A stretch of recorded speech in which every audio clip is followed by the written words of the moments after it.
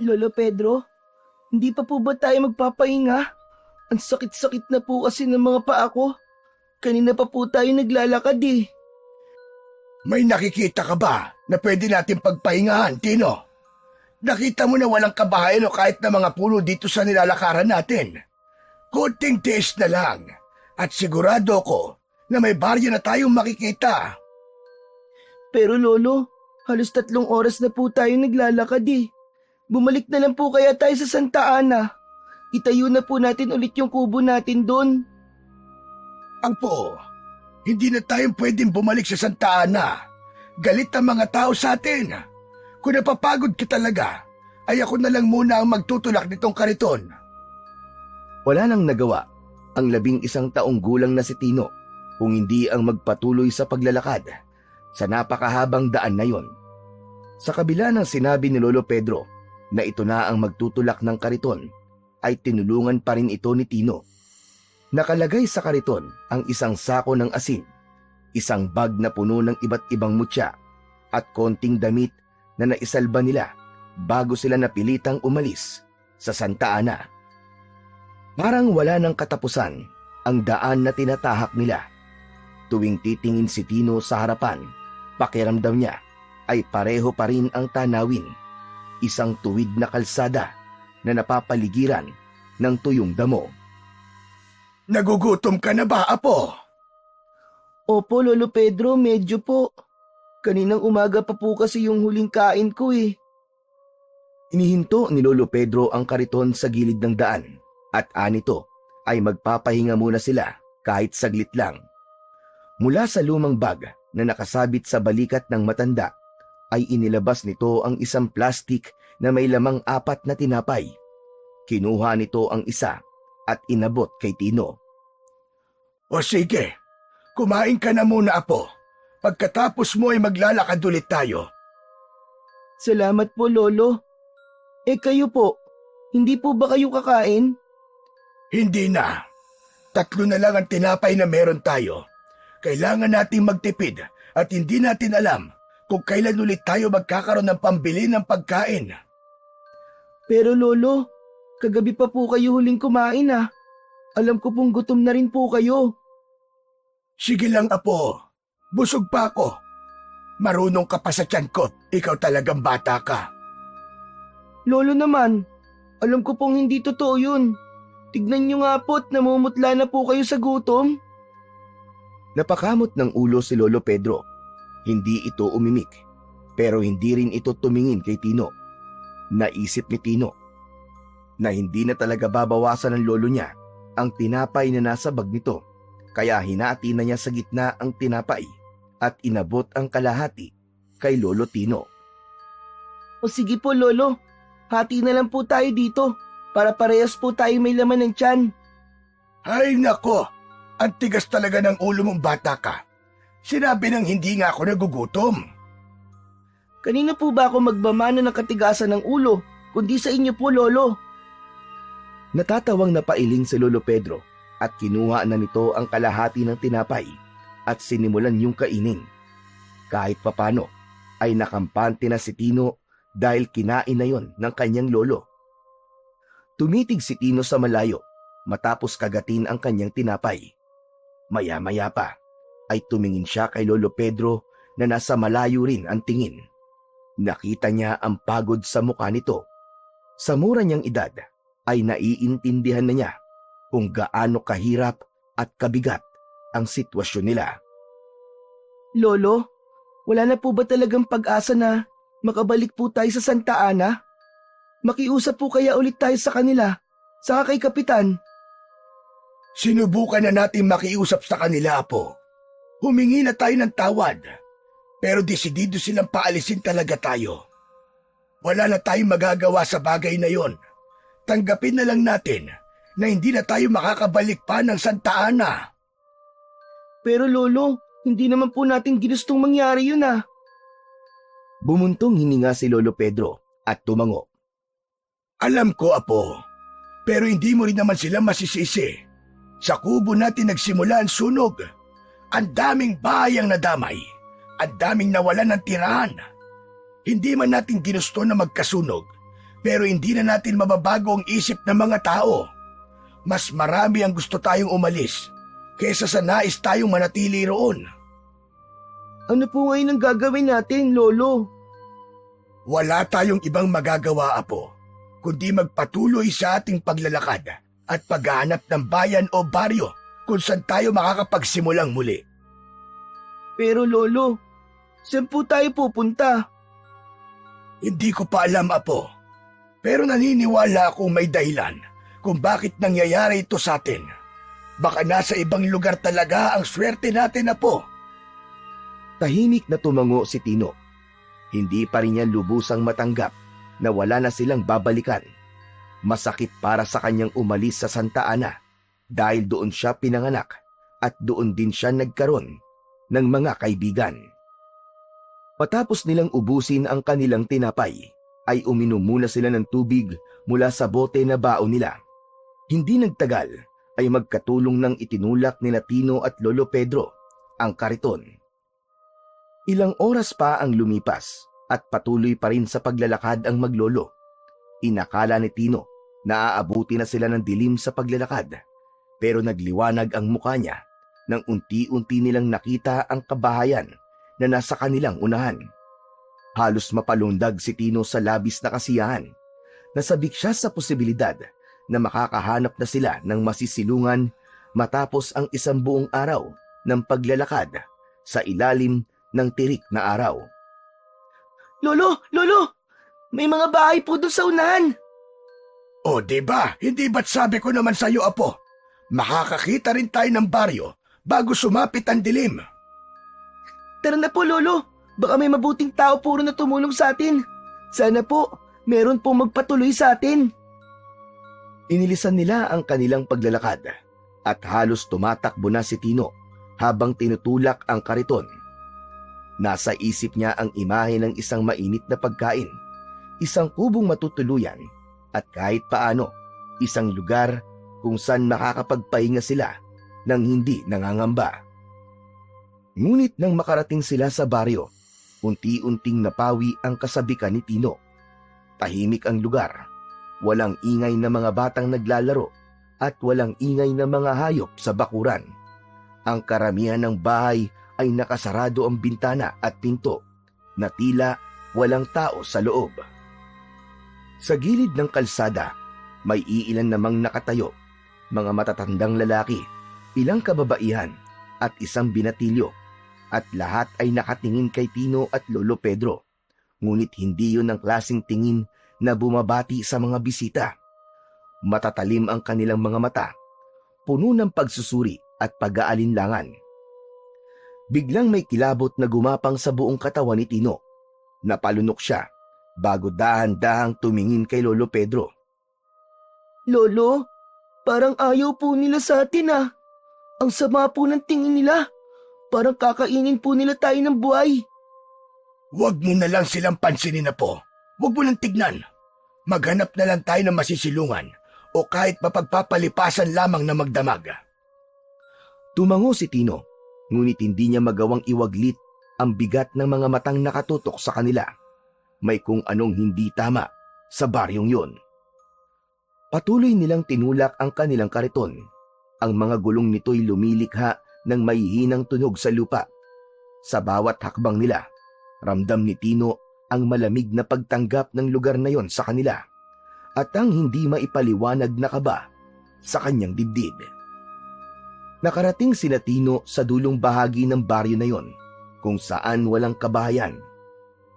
Maraming mga puno at doon nila natagpuan ang isang lugar kung saan sila maaaring magpalipas ng gabi. Isang malaki at mayabong na puno ang napili nilang pansamantala nilang sisilungan. Maingat nilang inilagay ang kanilang kariton sa ilalim ng puno. Inayos ni Lolo Pedro ang ilang gamit, habang si Tino naman, pagod na napaupo sa damuhan. Sa wakas, makakapagpahinga na po tayo, Lolo Pedro. Kaya nga, Apo. Buti na lang at nakita natin tong lugar na to bago tuluyang dumilim. Okay na rin po siguro dito muna tayo, Lolo. Saka mukhang ligtas naman po ang lugar na to eh. Mas gusto ko po rito kaysa dun po sa may mga tao na masama po tingin sa atin. Di ko po talaga makalimutan yung tingin nila sa atin, Lolo. Normal lang naman siguro yon. Kasi bago tayo sa mga mata nila. Pinagpag ni Tino ang alikabok sa kanyang mga binti at tumingin sa paligid. Tahimik ang lugar. Mas malamig ang hangin doon dahil sa dami ng puno. Lolo, bukas po ba maghahanap na po tayo ng matutuluyan natin? Oo, Apo. Baka may mabuting loob na tumanggap sa atin. O di kaya naman may trabaho ako maaaring pasukan. Lolo, pwede rin po nating ibenta ang asin at mutya na dala natin, gaya po ng ginagawa natin nun sa Santa Ana. Aba, magandang ideya yan, Apo. Baka may mga nangangailangan ng mutya sa baryong ito, lalong-lalo na ang asin. Pwede nating ipagpatuloy sa lugar na ito ang pagtitinda natin ng asin at ng mga mutya. Tumango si Tino, ngunit sa kabila ng kanilang mga plano ay patuloy siyang kinabahan. Mula nang dumating sila sa baryong yon, ay hindi niya maalis ang pakiramdam na may mali. Tahimik na tahimik ang paligid. Hindi yun ordinaryong katahimikan, kundi isang uri ng katahimikang tila nagbabadya ng kung anong hindi magandang mangyayari. Nang lumalim na ang gabi, ay mas lalong lumamig ang paligid. Ang malamig na simoy ng hangin ay dumadampi sa balat ni Tino. Kaya naman, mas lalo siyang napalapit sa maliit na apoy na ginawa ni Lolo Pedro kanina. Kumuha si Lolo Pedro kanina ng mga tuyong dahon at sanga at ang mga yon ang ginamit nito para makagawa ng apoy. Nagsilbi na rin yung liwanag sa napakadilim nilang paligid.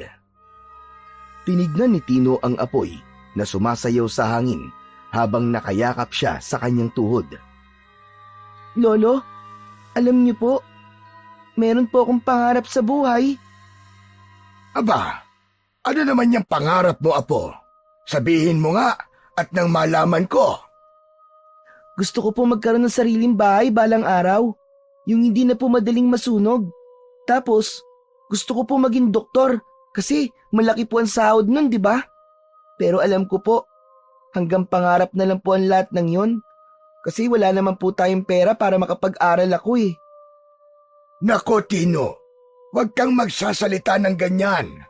Basta masipag at masikap ka sa buhay, darating at darating ang araw. Matutupad mo rin ang mga pangarap mo. Huwag mong hayaang limitahan ka ng sitwasyon natin ngayon. Napabuntong hininga si Tino at tapos ay tumingin siya sa kanyang lolo. Lolo, nagsisisi po ba kayo na ako po ang naging apo nyo? Eh kasi po, kung hindi ko po sana nakalimutang patayin yung kandila bago tayo matulog, ay hindi po masusunog ang kubo natin. Eh di sana po, naroon pa rin po tayo hanggang ngayon dun po sa Santa Ana. Ikaw? Pagsisisihan ko? Aba, Tino, kung may isang bagay akong ipinagpapasalamat sa buhay ko, ay ikaw yon. Eh ikaw ba? Nagsisisi ka ba na ako naging lolo mo? Lolo, kahit po mamatay ako at mabuhay po ulit, kayo pa rin po ang pipiliin ko maging lolo. Kasi po, mula nang mawala si na mama at papa, kayo na po naging magulang ko. Napangiti si Lolo Pedro pero may lungkot sa mga mata nito. Sandali itong hindi nakapagsalita at maya-maya pa ay tinapik siya sa likod. O sige na, sige na. Kung inaantok ka na, matulog ka na. Tama na muna itong kwentuhan natin at baka magkaiyakan pa tayong dalawa. Napangiti si Tino tapos ay tumango. Humiga siya sa kumot na inilatag nila sa damuhan at ipinikit na ang mga mata. Ngunit habang nakahiga siya, ay hindi niya maiwasang maisip na talagang may kung anong mali sa paligid, na parang may mga matang nakamasid sa kanila sa dilim. Hindi nagtagal ay tuluyan ng nakatulog si Tino dahil sa labis na pagod sa maghapong paglalakad. Inakala niyang makakatulog na siya na mahimbing, ngunit nang humiga si Lolo Pedro sa tabi niya, ay naalimpungatan siya. Otomatiko siyang napabangon sa paligid. Napalunok si Tino habang pinakikiramdaman ang paligid. Napansin niyang kahit ang ihip ng hangin ay tila humina. Wala siyang marinig na ingay ng kuliglig o huni ng ibong panggabi. Hindi nagtagal ay may narinig siyang kaluskos. Mula yon sa may gawing masukal na bahagi ng kakahuyan, hindi kalayuan sa kanila. Nanlamig ang kanyang batok at mabilis na lumingon kay Lolo Pedro na noon ay nakatitig din sa pinagmulan ng tunog. Nagkatinginan silang maglolo. Lolo, ano po yung ingay na yun? Baka hayop lang yun. Huwag kang mag-isip ng kung ano-ano at matatakot ka lang, iho. Baka po may ahas po dito, Lolo Pedro. Baka matuklaw po tayo. Huwag kang mag-alala, Tino. Dito ka lang. Titignan ko lang kung ligtas ba talaga rito. Agad na napahawak si Tino sa braso ng matanda. Huwag na po, Lolo. Baka kung ano po mangyari sa inyo kapag lumayo kayo eh. Walang mangyayari sa akin masama, Apo. Sandali lang ako. Babalik din kagad ako dito. Pagkasabi nun ni Lolo Pedro, ay kinuha nito ang itak at dahan-dahang lumayo sa kanilang kinaroroonan. Naiwan si Tino na nakaupo sa kanilang latag. Nang mawala sa kanyang paningin sa Lolo Pedro, ay mas lalo niyang naramdaman ang takot. Patuloy pa rin ang kaluskos sa kung saan. Ipinikit ni Tino ang kanyang mga mata at nagsimulang manginig ang kanyang katawan. Panay ang dasal niya na sana ay sumikat na ang araw kahit alam niyang matagal pa bago mangyari yon. Habang mag-isa si Tino sa ilalim ng puno, ay lalong lumakas ang pakiramdam niyang may palapit sa kanya. Para bang may kung anong presensya sa paligid na nagpapabigat sa kanyang dibdib. Napalunok siya at mabilis na napatingin sa direksyong pinuntahan ni Lolo Pedro. Lolo Pedro? Lolo Pedro? Nasaan ka na po? Lolo Pedro! Malakas na sumigaw si Tino pero wala siyang nakuwang sagot mula sa lolo niya. Nanatiling tahimik ang paligid. Mas lalong bumilis ang tibok ng puso ni Tino. Hindi maaaring hindi siya narinig ni Lolo Pedro. Bigla siyang nagkaroon ng hinala na baka may masamang nangyari na sa kanyang lolo. Hindi na siya nagdalawang isip. Tumayo siya at sinundan ang dinaanan ng kanyang lolo. Marahan siyang naglakad habang nakikiramdam sa paligid. Lolo? Lolo Pedro, nasan ka? Ayos ka lang ba, Lolo? Patuloy na naglakad si Tino hanggang sa marating niya ang mas masukal na bahagi ng kakahuyan. Bigla siyang napatigil nang makarinig siya ng isang tunog na parang yabag ng isang taong papalapit. Hanggang sa bigla na lang may sumulpot sa harapan niya. Isang matangkad na lalaki na may malaking katawan. Meron yung makapal na bigote at balbas. Magulo ang buhok na parang hindi nagsuklay ng matagal. May hawak itong itak at matalim ang mga mata nito. Dahil sa gulat at takot, ay kumawala ang malakas na sigaw sa lalamunan ni Tino. Napaatras siya ng mabilis at natapilok. Malakas na bumagsak sa lupa ang pang-upo ni Tino. Nanlalaki ang mga mata niya habang nakatingin sa hindi kilalang lalaki. Hindi nagtagal ay dumating si Lolo Pedro. Agad nitong hinarap ang lalaki habang hawak nito ang kanyang itak. Sino ka? Anong ginagawa mo sa apo ko? Ako ang dapat magtanong niyan. Sino kayo? Anong ginagawa niyo rito? Hindi namin kailangan sagutin ang tanong mo. Kung may binabala ka masama, mas mabuti pang umalis ka na. Kahit matanda na ako, ay kayang-kaya kitang labanan. Hindi ka sasantuin ng itak ko, damuho ka. Subukan mo lang. Ngumisi ang lalaki at kita sa mukha nito ang tila pagsusuri sa kanila. Ngayon ko lang nakita ang mukha niyo rito sa baryo Kalayo. Mukhang dayo kayo. Wala pa kayong alam tungkol sa lugar na ito at hindi kayo dapat nasa labas sa ganitong oras. Unti-unting tumayo si Tino. Lumapit siya kay Lolo Pedro habang nakatitig siya sa lalaki.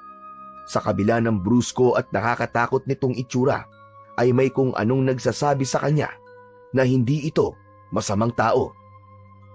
Habang nakatitig pa rin sina Tino at Lolo Pedro sa matangkad na lalaki, ay biglang pumailan lang sa paligid ang malalakas na pag-angil mula sa kung saan. Malalim, mabangis, at hindi pangkaraniwan ang angin na yon. Napapitlag si Tino at mabilis na lumingon sa paligid. Hinawakan niya ang braso ng kanyang lolo habang ramdam niya ang panginginig ng kanyang sariling katawan. Lolo? Lolo, narinig niyo ba yun? Ano po yun? Baka kung anong hayop lang yon, Tino. Nagkakamali kayo. Hindi hayop yon. Kung mananatili kayo rito, baka bukas ng umaga ay matagpuan na lang kayo na malamig ng bangkay. Muling umalingaw-ngaw ang nakakatakot na pag-angil na parang mas malapit na sa kinaroroonan nila. Sige na, kailangan na nating umalis. Sumama na lang kayo sa akin. Doon muna kayo sa bahay ko magpalipas ng gabi. Bakit naman kami sasama sa'yo na hindi ka nga namin kilala? Kung gusto niyo pang mabuhay, sumama kayo sa akin. Pero kung gusto niyo mamatay, wala na ako magagawa pa. Sa bagay, ano nga bang pakialam ko sa inyong dalawa? Gayong hindi ko naman kayo kilala. Muling umalingaw-ngaw ang malalakas na pag-angil sa dilim. Napapikit si Tino at mahigpit na hinawakan ang braso ni Lolo Pedro. Lolo, sumama na po tayo sa kanya. Natatakot na po talaga ako dito eh. Baka po kung ano pa ang mangyari sa atin dito, Lolo. Napatingin sa kanya si Lolo Pedro habang bakas ang pag-aalinlangan sa mukha nito. Wala na tayong oras. Kung ayaw niyo sumama, bahala na kayo sa buhay niyo. Sasama na kami. Pero may mga gamit kami sa kariton at hindi namin pwedeng iwanan yon. Mabilis na lumingon ang lalaki sa paligid na parang inaalam muna nito kung palapit na ba sa kanila ang nilalang na pinanggagalingan ng pag-angil. Sige, pero bilisan niyo lang at hindi na talaga ligtas sa lugar na ito. Walang sinayang na sandali sina Tino at Lolo Pedro. Nagmamadali silang tumakbo pabalik sa kanilang kariton. Pagkarating doon ay agad nilang ibinalik sa kariton ang mga gamit nila. Nang matapos sila ay lumapit sa kanila ang lalaki at ito na mismo ang nagtulak ng kariton. Nang magsimulang tumakbo ang lalaki ay sumunod dito sina Tino at Lolo Pedro. Patuloy pa rin ang mga pag-angil sa hindi kalayuan. Kaya naman, pakiramdam ni Tino ay para siyang pinipiga ng takot. Ngunit pilit niyang kinakalma ang kanyang sarili. Sinabi niya sa sarili na hanggat kasama niya ang kanyang Lolo Pedro ay hindi siya maaaring panghinaan ng loob. Pakalipas ang ilang minuto, dumating sila sa isang malawak na bakuran. Sa gitna nun ay may isang kubo na may katamtamang laki. Sa kabila ng dilim ay nakita pa rin ni Tino na maayos naman ang pagkakagawa ng bahay. Bagamat lumang kahoy ang ginamit doon, ay mukhang matibay pa rin ang kubo. Agad na itinulak ng lalaki ang kariton sa gilid ng bahay. Kasunod nun ay binuksan nito ang pinto at tinignan sina Tino at Lolo Pedro. Pumasok na kayo! Bilisan niyo! Nagkatinginan pa sina Tino at Lolo Pedro bago tuluyang pumasok sa bahay ng lalaki. Pagpasok nila, agad na isinara ng lalaki ang pinto. Ikinandado nito ang pinto at nang humarap ito sa kanila ay isang malalim na paghinga ang pinakawalan nito. Napatingin si Tino sa nakasaradong pinto. Hindi niya alam pero pakiramdam niya anumang sandali ay merong papasok na kung anong nilalang sa pinto na yon. Napatingin din si Lolo Pedro sa lalaking nagligtas sa kanila. Ano ba talaga nasa labas at nasabi mong hindi doon ligtas? Bukas ng umaga na natin pag-usapan yan dahil mahabang kwento po. Mas mabuti pang magpahinga na muna tayo. Gamitin niyo ang kwartong yon. May banig at unan at kumot doon. Itinuro ng lalaki ang isang pinto sa may kanan ng kubo. Hindi na ito naghintay ng sagot mula sa kanila at pumasok na rin ito sa isa pang pinto na katabi ng kwartong itinuro nito. Nang naisarado ng lalaki ang pinto, nang pinasukan itong silid, ay nagkatinginan sina Tino at Lolo Pedro. Nang tumango si Lolo Pedro, ay sabay na silang naglakad patungo sa kwarto. Binuksan ni Tino ang pinto. Sa loob ay may banig na nakalatag sa sahig. Meron doong kumot at 2 unan. Sa isang sulok ay may maliit na aparador at isang bintanang nakasarado. Bagamat maliit ang silid na yon, ay naramdaman ni Tino na mas ligtas sila doon kaysa sa labas. Inaya na siya ni Lolo Pedro na humiga. Nang nakahiga na sila, ay tumagilid si Tino habang nakaharap sa kanyang lolo. Lolo Pedro, Bakit, Apo? ano po sa tingin nyo? Ligtas na po kaya talaga tayo sa bahay na to? Paano po kung may mangyaring masama sa ating dalawa? Makinig ka sa akin, Tino. Hanggang nabubuhay ako, hindi ako papayag na may mangyaring masama sa'yo. Paano po kung mamatay ka, Lolo? Mabilis na bumaling si Lolo Pedro kay Tino at napakunot ang noo nito. Ano bang pinagsasasabi mong bata ka? Gusto mo na ba ako mamatay, ha? Hindi naman po, Lolo. Paano nga lang po Huwag kang magsasalita ng ganyan. Hindi maganda yan, Apo. Sige na, matulog ka na. Hindi na nagsalita pa si Tino. Kinuha niya ang kumot at binalot niya ang sarili gamit yon sa kumot. Pilit niyang ipinikit ang kanyang mga mata at umasa siya na magagawa niyang makatulog sa kabila ng takot at kaba niya sa kanyang dibdib. Inabukasan ng umaga, naramdaman ni Tino ang banayad na sikat ng araw na sumisilip sa siwang ng bintana. Nang dumilat siya, ay agad niyang nakita si Lolo Pedro na nakaupo sa paanan niya. Tahimik ito at parang hinihintay siyang magising. Kumalam ang tiyan ni Tino nang nalanghap niya ang amoy ng piniritong tinapa.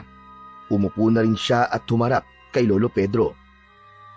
Lolo, aboy tinapa. Nagugutom na po ako. Ako nga rin Medyo nahihilo na ako sa gutom. Gusto mo na ba lumabas? Tara na po, Lolo. Lumabas na po tayo. Apo, nahihiya ako maunang lumabas. Ako nga rin po, Lolo Sasabihin ko nga po sana sa inyo na kayo po ang maunang lumabas. Na maunang lumabas, Apo. Tapos susunod na lang ako sa'yo. Ayoko, Lolo. Ikaw na po mauna. Sige na po. Ikaw na, Apo. Biglang bumukas ang pinto at nakita nila na nakatayo sa pintuan ang lalaking nagpatuloy sa kanila sa bahay na yon. May hawak itong sandok. Ano na? Magsasayang pa ba kayo ng oras sa pagtuturoan kung sino ang unang lalabas sa inyong dalawa? Naghanda na ako ng almusal. Kumain na tayo. Sabay na napaubo sina Lolo Pedro at Tino. Sige. Susunod na kami. Salamat. Tumalikod na ang lalaki at bumalik sa kusina. Pinanlakihan ni Lolo Pedro ng mata si Tino at pigil na tumawa si Tino. Matapos yun ay lumabas na sila ng kwarto at dumulog na sila sa hapagkainan kung saan naroon na ang lalaki. Nasa harap nila ang mainit na kanin, pritong itlog, tinapa at umuusok na kape na nasa tasa. Kumakalam ang sikmura ni Tino kaya agad siyang kumuha ng pagkain. Mang, maraming salamat pala sa pagpapatuloy mo sa amin ng apo ko dito sa bahay mo. Pasensya ka na rin kung napag-isipan ka namin ng hindi maganda kagabi. Walang anuman po yun. Teka, ano nga po palang pangalan nyo? Pedro ang pangalan ko. Pwede mo kong tawaging Lolo Pedro. At ito naman ang apo ko na si Tino. Kinagagal ako po kayo makilala. Ako naman po si Arsenio. Teka lang, oo nga pala. Bakit nasa labas po kayo kagabi ng ganong oras? At saan kayo galing? Galing kami ng Santa Ana. Pinaalis kami ron ng mga tao matapos masunog ang kubo namin at madamay ang ibang mga bahay. Kaya kami sinisi. Kaya naman napilitan kaming umalis at maghanap ng bagong matitiran hanggang sa napadpad kami rito sa baryo nyo. Sa dami ba naman ang pwedeng puntahan? Bakit dito pa sa baryo kalayo? Ano pong ibig niyo sabihin, Kuya Arsenio? Ibinaling ni Arsenio ang tingin sa kawalan na parang nagdadalawang isip ito kung sasagutin ito ang tanong ng bata. Alam nyo kasi, ang baryo kalayo ay isinumpa ng isa matandang mangkukulam na aswang na nagngangalang Amparo. Kung sino man ang pumasok sa baryong ito, dayo man o taga rito, ay hindi na maaaring lumabas pa. Kapag umalis sila ay mamamatay sila. At hindi lang yun, bahagi rin ng sumpa ni Amparo ng ibang tao rito ay magiging aswang. Hindi ko alam kung ilan na naging aswang dito.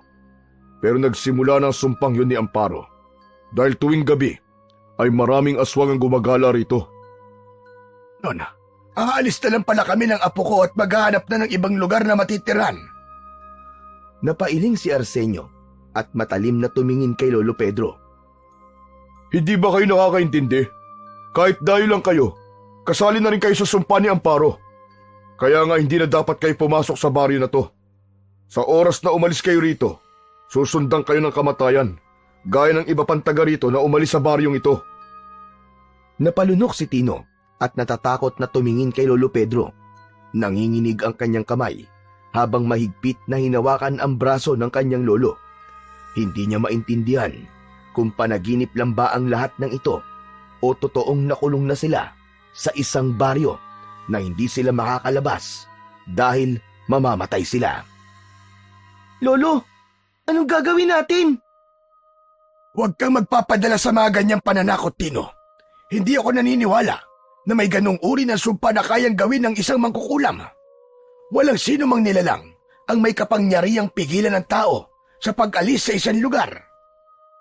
Napangisi si Arsenio habang mabagal na umiiling.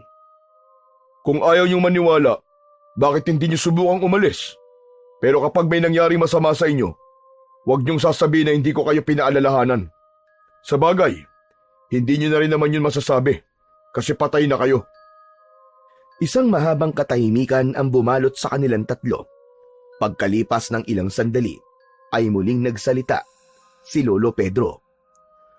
Kung totoo man ang sumpang yan, bakit naman isinumpa ni Amparo ang baryo Kalayo?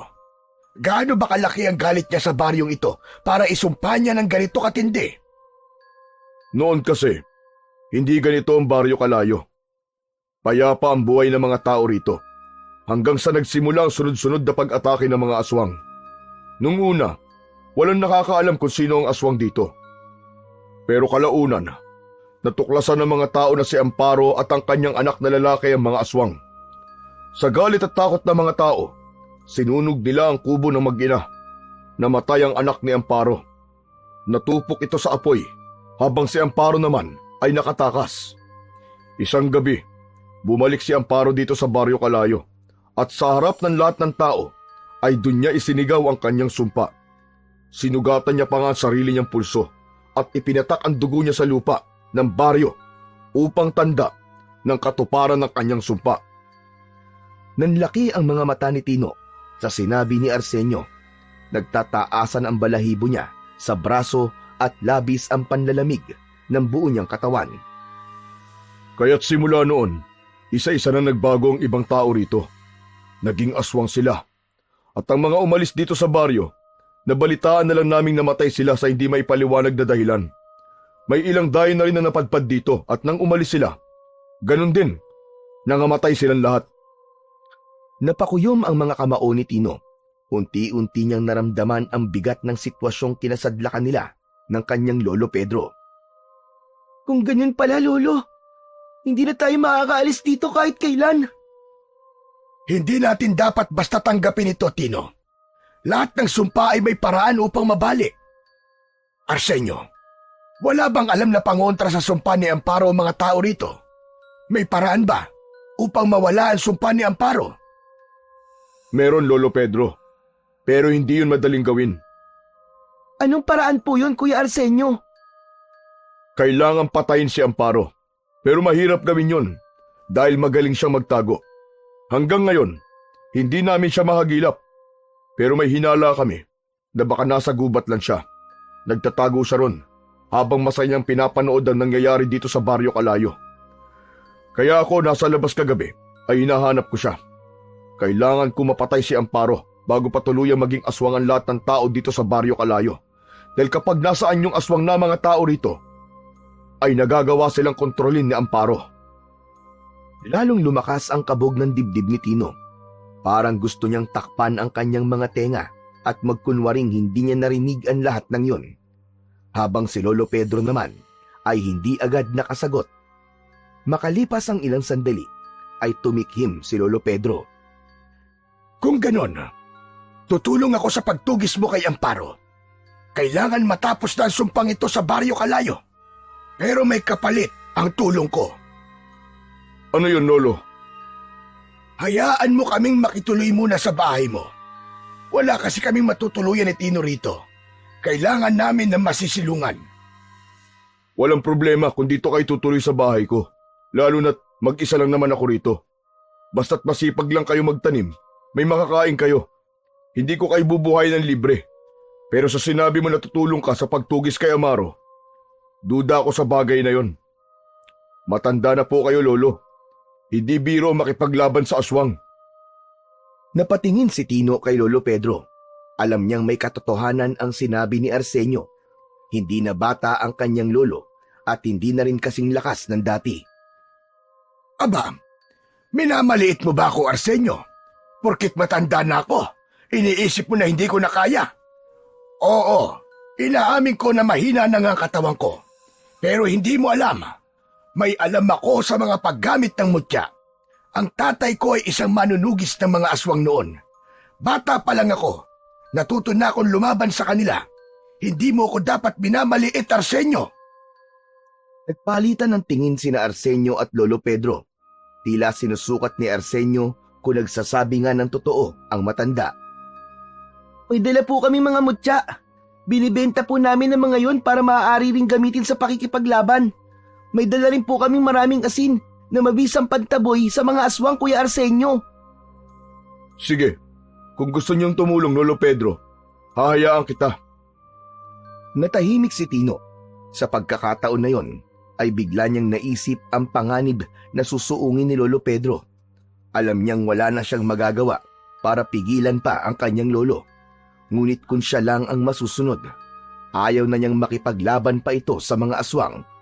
Naisip niya na kung sakaling may mangyaring masama rito, ay hinding-hindi niya yon kakayanin.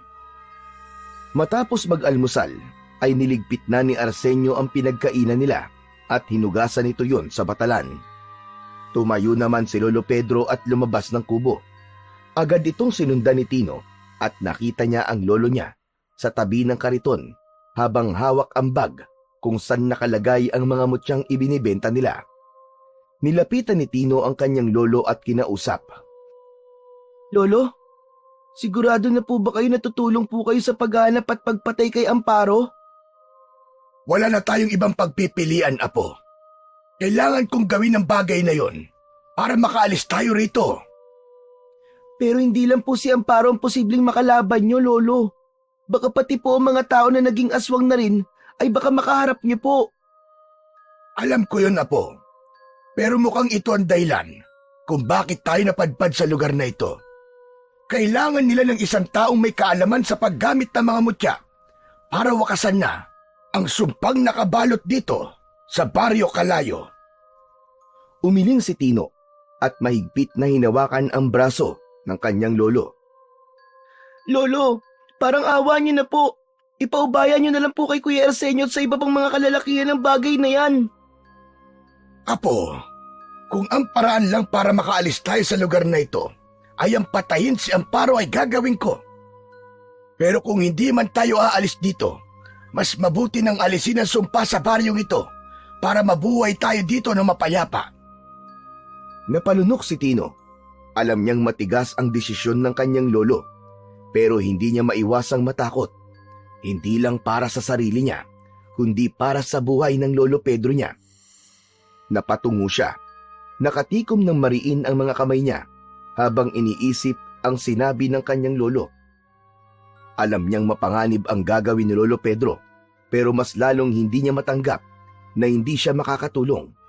Alam niya sa sarili niyang hindi siya mahina. Hindi na siya bata. Kung desidido na po talaga kayong patayin po si Amparo, tutulong po ako, Lolo.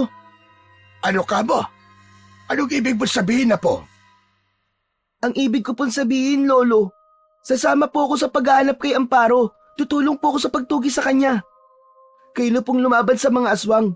Basta bigyan niyo lang po ako ng isa sa mga mutya niyo, Lolo. Hindi maaari, Tino.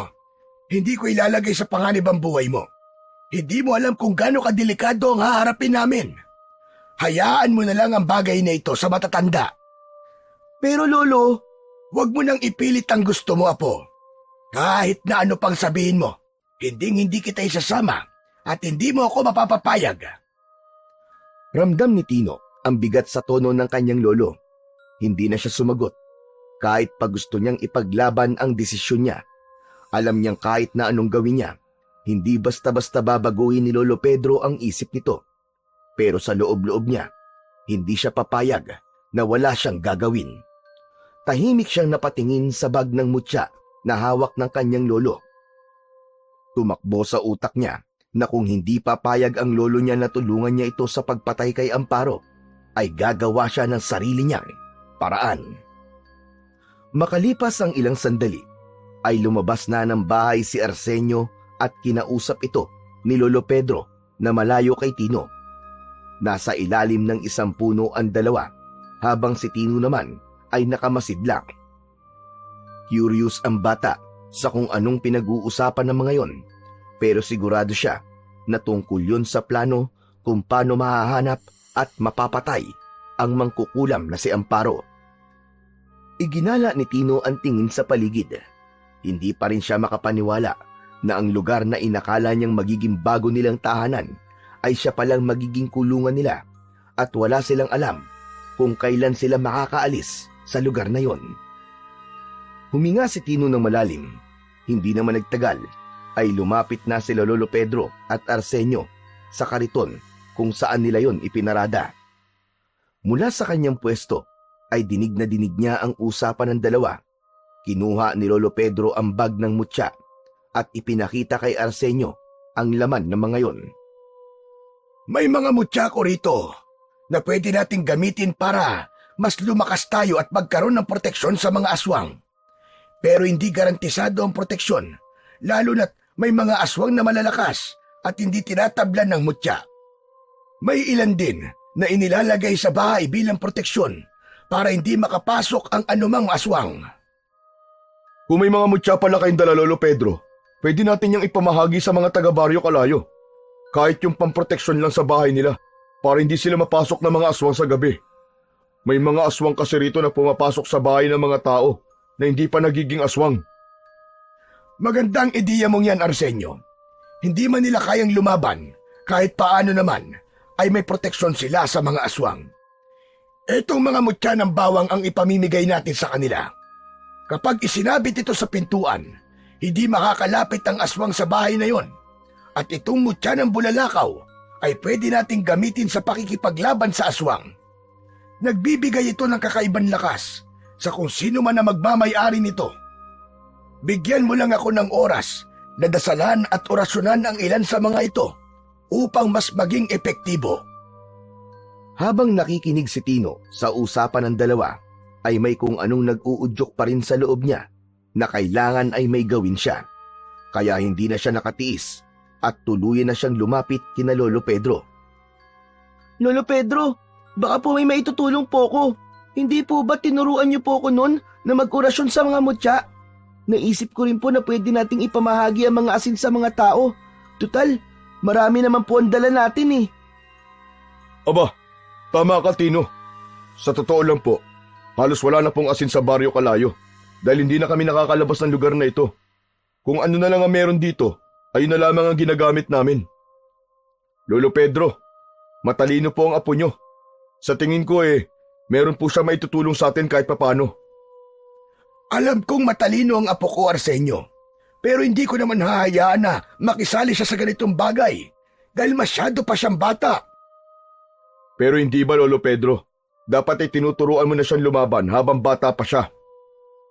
Tinuturuan ko siya, pero hindi pa ito ang tamang oras para gamitin niyang itinuturo ko sa kanya. May tamang panahon para sa lahat ng bagay. Saka na niya gamitin ang kaalaman niya sa pakikipaglaban kapag nasa hustong edad na siya. Tino, kaya na namin ito. Pumasok ka na sa loob ng bahay. Sige na. Nanlumo si Tino sa mga sinabi sa kanya ni Lolo Pedro. Muli na naman itong tinanggihan ang alok niyang tumulong. Wala siyang nagawa kundi marahang pumasok sa loob ng bahay. Pagsapit ng hapon, habang palubog na ang araw, ay lihim na pinanonood ni Tino sina Lolo Pedro at Arsenio sa likod ng bahay. Kapwa may hawak na itak ang dalawa habang nagsasanay sa pakikipaglaban. Sa kabila ng edad ni Lolo Pedro, mabilis pa rin itong kumilos. Aral na aral ang galaw nito, dinumero ika nga. Habang si Arsenio naman ay ganon din. Grabe pala si Lolo Pedro. Hindi ko akalain na magaling pa rin siyang makipaglaban. Hindi naman niya ito pinapakita kapag sinasanay niya ako dati. Hanggang isang patpat ang nakita ni Tino malapit sa kinatatayuan niya. Isang ideya ang pumasok sa kanyang isipan. Kinuha niya ang patpat at ginaya niya ang bawat galaw ng kanyang lolo. Ang pag-ilag nito, pagdepensa at pag-atake, lahat ng yon ay pinilit niyang kopyahin. Hanggang sa huminto na si Lolo Pedro at Arsenio upang saglit na magpahinga. Agad na ibinaba ni Tino ang hawak na patpat bago pa siya makita ng dalawa.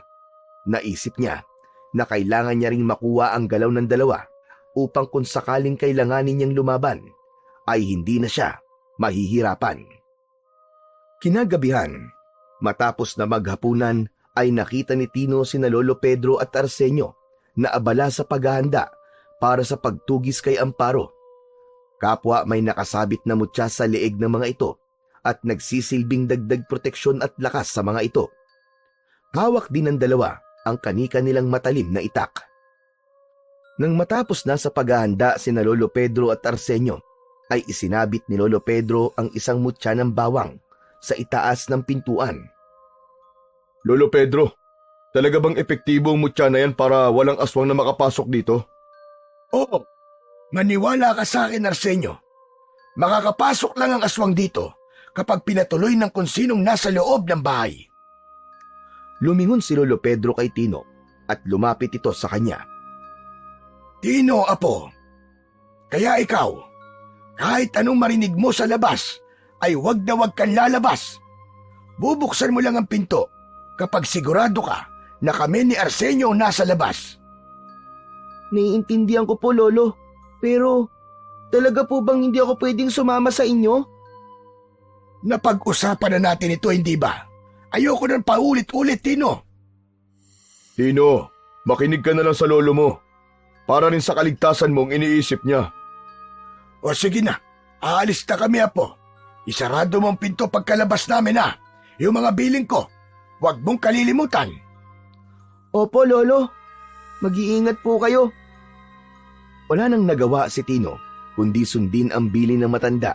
Habang palayo sina Lolo Pedro at Arsenio, ay sinundan niya ng tingin ang mga ito. Hindi niya maiwasang makaramdam ng pagkabahala.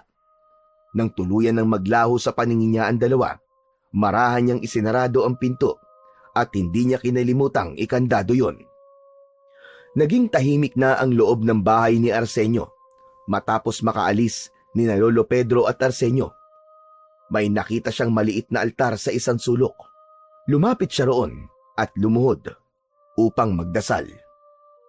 Panginoon ko, bantayan niyo po sina Lolo at Mang Arsenio. Huwag niyo pong hayaan na may mangyaring masama po sa kanila. Sana po, malampasan po nila ang anumang panganib na naghihintay sa kanila ngayong gabi. Lahat po ng ito'y dinadalangin ko sa pangalan niyo po, Panginoong Hesus. Amen. Matapos ang taimtim na panalangin, ay huminga ng malalim si Tino. Hindi pa rin siya mapakali. Tumayo siya at naglakad-lakad sa loob ng bahay. Paulit-ulit niyang tinitignan ang pinto at umaasa siya. Nakakatok na ron ang dalawa. Pumasok sa isip ni Tino na lumabas at sundan sina Lolo Pedro.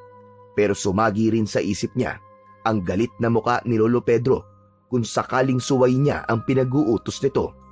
Kaya inalis na lamang niya sa utak niya ang planong yon. Lumipas ang halos isang oras ng paghihintay. Naramdaman ni Tino ang pagod sa kanyang katawan sa paglalakad niya ng pabalik-balik. Unti-unti na rin siyang inantok, kaya nagtungo na siya sa kwarto nila ng kanyang lolo. Humiga siya sa nakalatag na banig at pilit nilabanan ang antok, pero hindi niya na napigilan ang pagpikit ng kanyang mga mata. Ilang saglit pa, tuluyan na siyang nilamon ng antok. Lumipas pa ang ilang oras at ang mahimbing na pagtulog ni Tino ay nagambala nang makarinig siya ng marahang pagkatok sa pinto. Namilog ang kanyang mata at agad siyang napabalikwas ng bangon.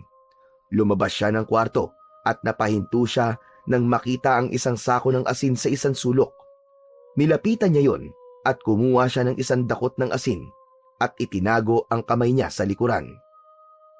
Lumapit si Tino sa pinto at idinikit niya ang tenga roon. Sinong tao dyan? Ako to, Tino. Si Arsenio. Nang marinig ang boses ni Arsenio, ay bahagyang napawi ang kaba ni Tino. Agad niyang binuksan ang pinto, ngunit napakunot ang noo niya nang malaman na mag-isa lang si Arsenio. Kuya, nasan si Lolo Pedro? Bakit hindi mo siya kasama? May masama bang nangyari sa lolo ko? Ano ka ba? Walang masamang nangyari sa kanya. Nasa gubat pa siya, pero pauwi na rin siya. Tinignan ni Tino si Arsenio mula ulo hanggang paa. May kung anong bumabagabag sa kanya, pero hindi niya matukoy kung ano yon. Hindi mo ba ako papapasukin? Bakit mo pa kailangan humingi ng permiso? Ikaw po ang may-ari ng bahay, di ba? Sabihin mo na lang na pumasok ako. Hindi yung kung ano-ano pa ang sinasabi mo. Nanatili si Tino sa kinatatayuan niya. Doon niya napansin ang kakaiba kay Arsenio. Hindi ito nakatingin ng diretso sa kanya na parang may itinatago ito. Doon na niya napagtanto na merong mali kay Arsenio. Hanggang sa napatingin si Tino sa hindi kalayuan nang makita niyang may dalawang figura na papalapit ng mabilis sa bahay ni Arsenio. Hindi nagtagal ay nalaman niya na sina Lolo Pedro at Arsenio yon. Muli siyang napatingin sa Arsenio na nasa kanyang harapan. Nanlilisik ang mga mata nito, kaya labis siyang kinilabutan. Tino! Huwag mong papapasukin yan! Aswang yan! Nanlaki ang mga mata ni Tino. Mabilis siyang kumilos at isinaboy niya ang asin sa Arsenio na nasa labas ng pintuan. Isang kalunos-lunos na pagsigaw ang pinakawalan nito. Nakita ni Tino kung paano nalapnos ang balat nito dahil sa asin. Napaatras ang peking Arsenio. Naglakad ito palayo habang hawak ang mukha nitong unti-unting nagbabago. Ang anyo nito ay mabilis na nagbago at naging isang matandang babae na may kulubot na balat, malalaking mga mata at mga ngipin na nabubulok na. Naging mabilis ang pagkilos ni Arsenio at humakbang ito palapit sa matandang babae na akala mo ay isang mabangis na hayop. Nakabuka ang mga kamay nito na tila anumang sandali ay handang manakmal. Sa wakas, nagpakita ka rin, Amparo. Ang tagal na kitang hinahanap. Alam mo ba yun? Dito ka pa pala sa mismong bahay ko magpapakita. Lagi naman akong nasa paligid, Arsenio. Masayang panoorin kung paano unti-unting natutupad ang sumpang iniwan ko sa baryong ito. At nararamdaman kong malapit ng tuluyang kumalat ang aking sumpa. Hayop ka, matanda ka. Ikaw at ang anak mo na merwisyo sa baryo namin. Ikaw may kasalanan ng lahat. At ngayon, ikaw pa may gana maghigante.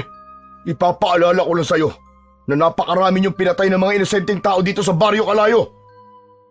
Wala akong pakialama at hindi ko pinagsisisihan ang ginawa ko. Wala akong pakialam sa mga namatay doon. Wala akong ibang hangad kung hindi ang maging kagaya ko ang lahat ng tao sa baryo Kalayo. Lahat kayo ay magiging aswang. Nanlamig si Tino nang biglang dumako ang tingin ni Amparo sa kanila ni Lolo Pedro. Isang matalim at nanunuot na tingin ang itinapo nito sa kanila na parang hinuhukay ang kanilang kaluluwa. Tumaas ang isa nitong kamay at itinuro sila ni Lolo Pedro. Kayong dalawang gayo, nagkamali kayo sa pagpunta nyo rito. Ngayon, kasama na rin kayo sa sumpa ko. Akala nyo ba ay hindi ko alam ang ginagawa nyo? Kung hindi kayo titigil sa pagpigil sa aking sumpa, ay mapapadali ang inyong buhay. Bago pa makapagsalita sina Tino at Lolo Pedro, ay isang malakas na halakhak ang pinakawalan ni Amparo. Hindi naman na nagpatumpik-tumpik pa si Arsenio. Mabilis nitong hinugot ang itak mula sa kaluban sa tagiliran nito. Sabay sugod, papunta kay Amparo. Ngunit bago pa makalapit si Arsenio kay Amparo, ay isang anino ang bumalot sa katawan ng matandang babae. Sa isang iglap, ay naging isang itim na pusa si Amparo. Kumikislap sa dilim ang mga mata ng pusa. Mabilis yun tumakbo, papunta sa likod ng bahay ni Arsenio. Agad namang hinabol ni Arsenio ang pusang itim. Sinundan nito yon kung saan nagtungo ang pusa upang hulihin. Nanatili namang nakatayo si Tino sa pintuan ng kubo habang nanginginig pa rin sa takot. Tumingala siya kay Lolo Pedro. Lolo, natatakot po ako. Huwag kang mag-alala, Apo. Hindi kita pababayaan. Hindi ko hahayaang may mangyaring masama sa'yo. Poprotektahan kita sa abot ng aking makakaya. Ngunit sa kabila ng pangakong yun, hindi nawala ang pangamba sa puso ni Tino. Alam niyang nagsisimula pa lang ang bangungot na dala ng sumpa ni Amparo at wala siyang ideya kung magtatagumpay ba silang mapatay ang aswang na mangkukulam. Hindi nagtagal ay bumalik na si Arsenio na hingal. Bakas ang pagkadismaya sa mukha nito. Naabutan mo ba siya, Arsenio? Napatay mo ba si Amparo? Hindi, Lolo Pedro. Mabilis siyang nawala sa paningin ko at hindi ko na nakita kung saan siya nagsuot. Halimaw talaga matandang yun. Masahol pa siya sa demonyo. Pero sa susunod, sisiguraduhin kong hindi na siya makakatakas. Sisiguraduhin ko na mapapatay ko na po siya. Matapos yon, ay inaya na sila ni Arsenio na pumasok na sa bahay nito. Nang makapasok na silang lahat, ay isinarado ni Arsenio ang pinto at isinuksok ang kahoy na pangharang para masigurong hindi yun basta mabubuksan mula sa labas. Habang nasa loob, agad na lumapit si Lolo Pedro kay Tino at hinawakan siya sa balikat. Tinignan nito kung may sugat o kung may kahit na anong kakaiba sa kanya. Nasaktan ka ba, Apo? May ginawa ba sa'yo si Amparo? Wala naman po, Lolo. Hindi niya rin po ako nasaktan kasi hindi ko po siya pinapasok dito sa loob ng bahay ni Kuya Arsenio. Matapang kang bata, Tino. Pinahanga mo ako sa ginawa mo kanina. Buti na lang at nasabuyan mo siya ng asin. Kung pinapasok mo siya, baka kung ano na nangyari sa'yo. Akala ko kasi kayo yun, Kuya Arsenio. Halos magkapareho po kayo ng anyo eh. Muntik ko na po siyang papasukin. Pero may naramdaman po akong kakaiba sa kanya kaya hindi ko po siya pinatuloy. Ang sabi kasi nun sa akin ni Lolo, ang aswang daw ay hindi kayang tumingin ng diretso sa isang tao. Ganun po kasi yung tingin niya sa akin kanina. Natutuwa ako na tinatandaan mo pala mga sinasabi ko sa noon, Tino. Gaya ni Arsenio, ay pinahanga mo rin ako, Apo. Pero Lolo, siguro po dapat na po kayong huminto sa pagtulong sa mga tao dito sa Baryo Kalayo. Narinig niyo naman po siguro ang sinabi ni Amparo na kasama na po tayo sa sumpa niya at kung hindi po tayo titigil, ay mapapadali daw po ang buhay natin. Lolo, ayoko pa pong mamatay. Kayo rin po. Ayoko pa pong mamatay kayo, Lolo. Hindi tayo dapat magpadala sa pananakot ni Amparo, Tino. Sa halip, lalo pa natin kailangan tumulong sa mga tao dahil kung hindi tayo kikilos, sino pa magtatanggol sa mga tao rito? Isa pa, hindi ba sabi ko ay baka ang dahilan kung bakit tayo narito ay para makatulong? Kaya bukas na bukas din ay sisimulan na natin ang pamamahagi ng mutya ng bawang sa bawat bahay sa baryo na ito. Kailangan nilang magkaroon ng proteksyon laban sa mga aswang. Tama ka, Lolo Pedro. Kung hahayaan natin matakot tayo ngayon, mas lalo nang lalakas ang loob ni Amparo.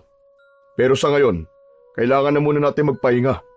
Alam kong pagod tayong lahat. Wala nang nagawa si Tino kundi tumango. Pumasok na siya at si Lolo Pedro sa kanilang kwarto at humiga na sa banig. Ngunit kahit ipinikit na niya ang kanyang mga mata, ay hindi pa rin niya maialis sa isipan ang matalim na tingin ni Amparo at ang nakakatakot nitong itsura. Pagsapit ng umaga, dumulog na sa hapagkainan sina Tino, Lolo Pedro at Arsenio.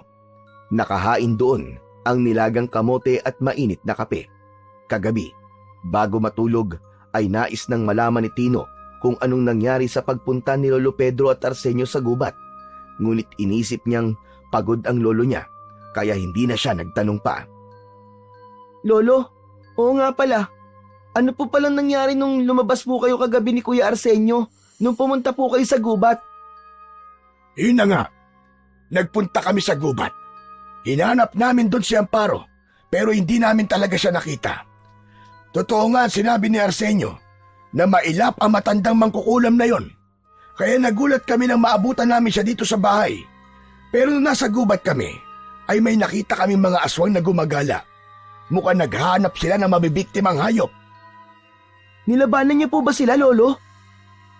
Hindi, Apo. Walang dahilan para labanan at patayin ng mga aswang sa baryo na ito. Naniniwala ko na kapag nabali ng sumpa dito, ay babalik din sila sa pagiging tao. Hindi nila ginustong maging ganoon, Apo. Mga biktima rin sila ni Amparo at ng sumpa nito. Sana po magtagumpay kayo sa pagtugis at pagpatay kay Amparo para maging mapayapa na po dito sa Baryo Kalayo. Sana nga, Apo. Kailangan matapos na ang sumpa ni Amparo bago pa tuluyan lamunin ng dilim ang baryong ito. Sandaling tinignan ni Tino ang dalawa at nakita niya sa mukha ng mga ito ang napakalaking determinasyon na mailigtas ang Baryo Kalayo mula sa sumpa ni Amparo. Alam ni Tino na kapag nagtagumpay sila ay hindi lang ang mga taga roon ang makikinabang, kundi sila rin ni Lolo Pedro dahil magkakaroon na sila ng mapayapa at ligtas na lugar kung saan maaari silang magsimula ng panibago nilang buhay. Matapos ang almusal ay inilabas ni na Lolo Pedro at Arsenio ang bag na naglalaman ng mga mutyang ibinibenta noon ni na Tino at Lolo Pedro. Itinaktak ni Lolo Pedro ang laman ng bag sa sahig at isa-isa nitong kinuha ang mga mutya ng bawang na siyang ipapamahagi sa mga tao sa Baryo Kalayo. Nakita yun ni Tino at agad siyang lumapit sa dalawa. Lolo, gusto ko pong tumulong sa inyo sa pamamahagi po ng mutya ng bawang sa mga tao. Wala naman po akong gagawin dito sa bahay ni Kuya Arsenio eh. Hindi na kailangan, Apo. Manatili ka na lang dito sa bahay. Delikado pa rin ang sitwasyon. Pero Lolo, Huwag nang matigas ang ulo mo, Tino. Hindi natin alam kung kailan muling susulpot si Amparo. Mas ligtas ka kung nandito ka lang sa loob ng bahay. Napasimangot si Tino at sa sandaling yon ay bahagya na siyang nainis sa palagi na lang pagtutol ni Lolo Pedro sa gusto niyang gawin. pero gusto ko po talaga makatulong, Lolo. Hindi lang naman po kayo ang may gustong iligtas po ang baryong ito eh. Hayaan mo na siya, Lolo Pedro. Hindi naman delikado ang gagawin natin eh. Pamamahagi lang naman ito ng mutya ng bawang. Hindi, Arsenio. Dito lang si Tino. Tapos ang usapan. Labis na nalungkot si Tino. Napabuntong hininga siya habang pinagmamasdan ang mga nakahandang mutya. Maya-maya pa, bumuntong hininga si Lolo Pedro at lumapit siya kay Tino. Marahan itong tinapik ang kanyang balikat. Apo, alam kong gusto mong makatulong. Pero sa ngayon, ang pinakamainam mong gawin ay manatili na lamang rito sa bahay ni Arsenio. Huwag mong isipin na minamaliit kita sa kaya mong gawin. Ang gusto ko lang ay manatili kang ligtas hanggang sa matapos ang lahat ng ito. Hindi na nagsalita si Tino at tumango na lamang siya. Matapos ang ilang sandali, kinuha na ni na Lolo Pedro at Arsenio ang mga naipong mutya ng bawang. Ibinalot ni Arsenio ang mga mutya sa isang damit. Alis na kami. Huwag kang lalabas ng bahay, Tino. Dito ka lang. Opo, Lolo. Mag-iingat din po kayo. Tahimik na pinanood ni Tino sina Lolo Pedro at Arsenio habang palabas ang mga yon ng bahay. Nang tuluyang nawala ang mga yon sa kanyang paningin, ay lumapit siya sa bag kung saan nakalagay ang iba pang mutya. Binuksan niya ang bag at sinimulang hanapin ang isang bagay na matagal niya nang gustong makita. Ang mutya ng pangil ng buhaya. Alam niya ang kwento tungkol sa mutyang yon. Ang mutya ng pangil ng buhaya ay nagbibigay ng lakas at galing sa pakikipaglaban sa sino mang may suot nito. Hindi nagtagal ay nakita na ni Tino ang mutya ng pangil ng buhaya. Ikinulong niya yon sa kanyang palad at dinasal niya ang natutunan niyang dasal kay Lolo Pedro upang mapagana ang mutyang yon. Pagkatapos ay isinabit niya ang mutya sa kanyang leeg. Napasinghap si Tino nang naramdaman niya ang kakaibang enerhiya na dumadaloy sa kanyang buong katawan. Bumilis ang tibok ng kanyang puso at tila lahat ng ugat niya sa katawan ay mas lalong nabuhay. Tinignan niya ang kanyang mga kamay dahil dama niya ang nakapalibot na enerhiya doon. Hindi napigilan ni Tino na mapangiti ng malaki dahil alam niya na tinanggap siya ng mutya ng pangil ng buhaya bilang tagapangalaga nito. Matapos maisuot ang mutya ng pangil ng buhaya, ay mabilis na nagtungo si Tino sa likod ng bahay. Patingin-tingin siya sa paligid upang masigurong walang ibang makakakita sa kanya. Agad niyang kinuha ang lumang itak na nakasabit sa dingding ng bahay ni Arsenio. Huminga siya ng malalim at lumapit sa isang puno ng saging. Inisip niyang aswang ang puno ng saging na kailangan niyang mapatumba at mapatay. Buong lakas na hinataw ni Tino ng itak ang katawan ng saging. Halos maputol kagad ang katawan nun. Nagulat siya sa sarili niyang lakas. Hindi niya akalaing ganong kalakas ang kanyang naging atake nang dahil sa mutya ng pangil ng buhaya. Mas lalong lumakas ang loob ni Tino at inulit niya ang pagtaga sa puno ng saging. Habang tumatagal ay mas naging mabilis siya. Ngunit sa gitna ng kanyang pagsasanay ay bigla siyang nakarinig ng isang palakpak. Napalingon siya at nagulat nang nakita niya si Arsenio na nakangiti at palapit sa kanya. Kuya Arsenio? Kaya pala ang lakas ng mga atake mo. Kasi may suot ka palang mutya. Pero hindi may pagkakaila na may angking kang husay sa pakikipaglaban kahit bata ka pa. Ngayon ay naniniwala na ako na sinanay ka nga ng lolo mo. Kuya Arsenio, pakiusap. Huwag niyo po akong isusumbong kay Lolo Pedro. Magagalit po siya kapag nalaman niya po na nagsuot po ako ng isa sa mga mutya niya. Huwag ka mag-alala, iho. Wala akong balak na magsumbong sa kanya. Talaga po? Salamat po, Kuya Arsenio. Nakikita ko kasi ang sarili ko sa'yo nung bata pa ako. Katulad mo rin ako, na gusto kong makatulong pero dahil bata pa ako nun, ay walang naniniwala na kaya kong tumulong. Pero ginawa kong inspirasyon ng mga taong hindi naniniwala sa akin at pinatunayan ko sa kanila na wala sa edad para makatulong ka sa kapwa mo. Talaga po? Ibig pong sabihin, Kuya Arsenio, may pag-asa rin po ako maging tulad nyo? Pwede, pero depende pa rin yun sa'yo, Tino. Alam mo kasi, ang tunay na mandirigma ay hindi lang lakas ang puhunan. Kailangan mo ring matutong gumamit ng utak at puso sa bawat laban na kakaharapin mo. Salamat po, Kuya Arsenio. Hayaan niyo po, tatandaan ko po ang mga sinabi niyo sa akin. Pero, bakit po pala kayo bumalik? Nasaan po si Lolo Pedro? Hinihintay ako ng lolo mo sa labas. Masyado kasing mainit kaya naisip kong bumalik para kumuha ng sombrero. Sige na, ipagpatuloy mo na lang ang pagsasanay mo. Gagawa ko ng paraan para matagalan bago kami makabalik ng lolo mo. Para naman, marami kang oras sa iyong pagsasanay. Humindat muna si Arsenio kay Tino at saka ito pumasok sa loob ng bahay. Mas lalong sumigla si Tino. Masaya siya dahil sa unang pagkakataon ay may sumuporta sa kanyang kagustuhan lumaban. Naramdaman niya ang sarap sa pakiramdam na merong naniniwala sa kanyang kakayahan kahit bata pa lamang siya. Nagpatuloy si Tino sa kanyang pagsasanay. Pinaghusay niya ang kanyang liksi at lakas gamit ang itak. Ramdam niya pa rin ang kapangyarihang dumadaloy sa kanyang katawan dahil sa suot niyang mutya ng pangil ng buhaya. Ngunit sa kalagitnaan ng kanyang pagsasanay ay narinig niya ang malakas na boses ni Arsenio. Tino!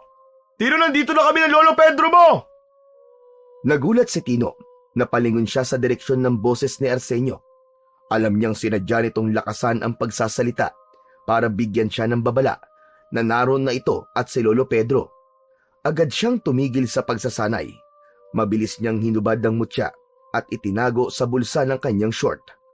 Naramdaman niyang bumalik sa dati ang kanyang lakas na parang may nawalang enerhiya. mula sa kanyang katawan. Inayos ni Tino ang sarili at tumakbo siya papunta sa unahan ng bahay upang salubungin sina Lolo Pedro at Arsenio. Pagkakita sa kanya ni Lolo Pedro ay napakunot ang noo nito. Aba, anong ginawa mo, apo, at pawis na pawis ka? Kinabahan si Tino pero agad siyang nag-isip ng palusot. Ano po lolo? Ano po nagsibak po ako ng kahoy sa likod. Wala po kasi ako magawa kanina eh. Nainip po ako kaya yun. Nagsibak po ako ng kahoy. Aba, mabuti naman. Hindi pwedeng nakatunganga ka lang dito sa bahay. Buti at kumilos ka kahit papano. Nahihiya na nga rin ako kay Arsenio dahil libre tayong nakikitira dito. Huwag niyo na pong isipin yun, Lolo Pedro. Ang laki nga po na naitutulong niyo dito sa buong baryo Kalayo. Maganda nga dahil ngayon ay may proteksyon na mga natitirang tao dito. Tara na po muna sa loob para makapagpahinga na tayong lahat. Nauna si Arsenio papasok sa bahay. Sumunod naman dito si Lolo Pedro at naiwan sa labas si Tino. Huminga siya ng malalim at napangiti siya dahil ramdam niyang hindi naman nakahalata ang lolo niya na nagsisinungaling siya rito kanina. Hindi nagtagal ay sumunod na rin si Tino sa loob ng bahay. Dumiretso siya sa kusina upang kumuha ng 2 baso ng tubig. Napansin niyang medyo pagod na ang dalawa, lalo na si Lolo Pedro na bahagyang hinihingal. Dala ang tubig, bumalik siya sa sala at iniabot ang tig-isang baso kina Lolo Pedro at Arsenio. Heto po, alam ko pong nauuhaw na kayo. Uminom na po muna kayo ng tubig. Maraming salamat, apo. Kumusta po ang pamimigay niyo ng mutya, Lolo Pedro? Maayos naman. Kahit paano marami kaming nabigyan. Mabuti rin at maraming naniwala sa kayang gawin ng mutya ng bawang para protektahan sila sa loob ng kanilang tahanan. Kahit paano, nakahinga na rin ako ng maluwag. Dahil sa wakas, kahit paano may proteksyon na mga hindi pa naging aswang. Bukas naman ay ang asin ang ipamimigay natin sa mga tao. Kahit hindi nawala kay Tino ang takot, ay naisip niya na mas mabuti na may proteksyon ang mga tao laban sa mga aswang at kay Amparo. At alam niyang hindi sapat ang mutya upang ganap na mabura ang sumpa dahil kailangan pa ring mamatay ni Amparo. Lolo, itutuloy ko na po muna yung pagsisibak ko po ng kahoy sa likod Sige, apo, pero huwag ka masyado magpapagod. Opo, Lolo. Ngumiti si Tino bago tumalikod at lumabas ng bahay. Pagdating sa likod, agad niyang dinampot ang itak na nakasandal sa isang troso. Lumapit siya sa mga nakatambak na kahoy ng panggatong at inumpisahan niyang putulin ang mga yon sa mas maliliit na piraso. Makalipas ang ilang minuto, ay nakarinig siya ng yabag na papalapit. Huminto siya saglit at nang makita niya si Arsenio ay ipinagpatuloy niya ang kanyang ginagawa. Mukhang napagod si Lolo Pedro sa paglalakad namin kanina, kaya iidlip lang daw muna siya. Salamat po pala, Kuya Arsenio, sa hindi niyo po pagsusumbong kay Lolo Pedro. Talagang yari po ako sa kanya kapag nalaman na ginamit ko po ang isa sa mga mutya na ibinibenta namin dati. Kung ako lang ang masusunod, hahayaan kitang tumulong sa pagtugis kay Amparo. Alam kong matibay ang loob mo, bata, at kitang-kita kong potensyal mo. Pero hindi ako magdidesisyon para sa'yo, Tino. Si Lolo Pedro may karapatan na magsabi kung ano ang dapat mong gawin. Tahimik na tumango si Tino. Alam niya yon mulat sa pool. Si Lolo Pedro na ang nagpapasya para sa kanya. Naiintindihan ko naman po si Lolo Pedro kung bakit ayaw niya po akong payagan at tumulong sa pagtugis kay Amparo. Alam ko pong gusto lang po niya akong protektahan. Pero sana po dumating po ang araw na magkaroon po siya ng tiwala sa akin. Gusto ko rin po kasing patunayan sa kanya na kahit bata pa po ako, ay may magagawa na po ako malaki para sa baryo niyo, kuya. Kung darating din ang araw na yon, Tino. Pero wag mong madaliin. Ang isang mandirigma, hindi lang matapang, kundi dapat marunong din maghintay ng tamang panahon. Kapag hinug ka na sa karanasan, kusa kang papayagan ni Lolo Pedro. Hayaan mong patunayan mo muna ang sarili mo sa ibang paraan. Opo, salamat po Kuya Arsenio Talaga magpupursige po ako kasi ang gaganda po ng mga sinasabi niyo po sa akin.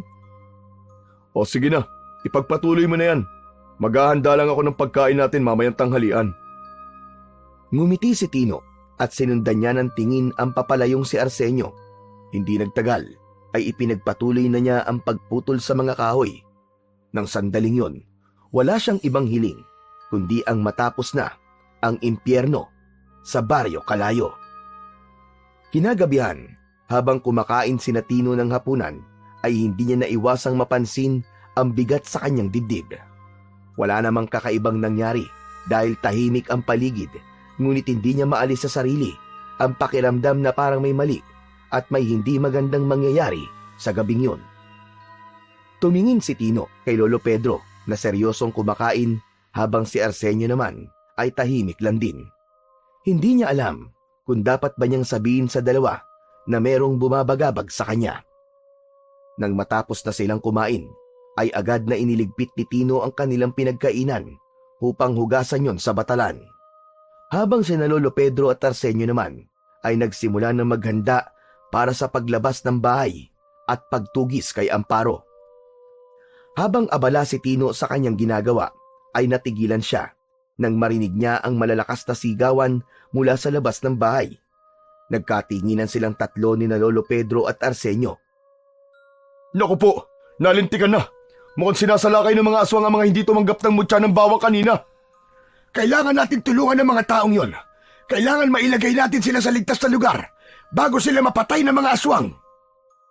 Kinakabahan na lumapit si Tino sa dalawa. Naramdaman niyang pabilis ng pabilis ang tibok ng kanyang puso. Doon na nasagot ang tanong niya kanina pa kung bakit siya kinakabahan. Hanggang sa may biglang kumatok ng malakas at sunod-sunod sa pinto. Ang kinatatakutan nilang pag-atake ay nangyari na. Arsenio! Arsenio, tulungan mo ako! Parang awa mo na, Arsenio! Ayoko pa mamatay! Agad na lumapit si Arsenio sa pinto at binuksan yon. Sa labas ay isang lalaki ang nakatayo. Namumutla ito at duguan ang isang braso. Medyo madilim sa labas pero kita ni Tino ang matinding takot sa mukha ng lalaki. Macario? Huwag mo muna siyang papasukin, Arsenio. Baka isa siyang aswang. Hindi po siya aswang, Lolo Pedro. Isa siya sa mga binigyan natin ng mutya kanina. Saglit na nagsukatan ng tingin ang dalawa bago marahang tumango si Lolo Pedro. Pinapasok na ni Arsenio si Macario sa loob at itinuro ang upuan malapit sa mesa. Ano nangyari po? Umaatake po ba mga aswang? Oo, inaatake nila mga bahay na walang mutya ng bawang. Sandali. Hindi ba binigyan ka namin ng mutya kanina? Bakit ka nasugatan? May aswang ka bang pinapasok sa kubo mo? Naabutan ako ng dilim sa labas at doon ako inatake ng aswang.